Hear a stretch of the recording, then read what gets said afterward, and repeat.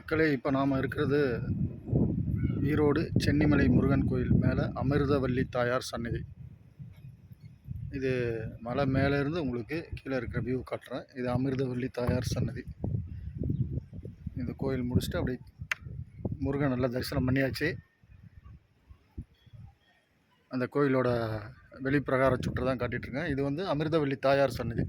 சென்னிமலை முருகன் கோயிலேருந்து பின்னாடி சைடு இருக்குது அமிர்தவல்லி தாயார் சன்னதி.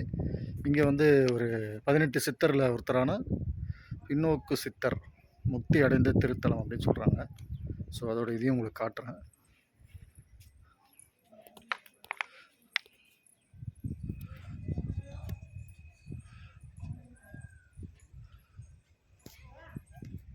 இங்கே போட்டிருக்கு பாருங்கள்,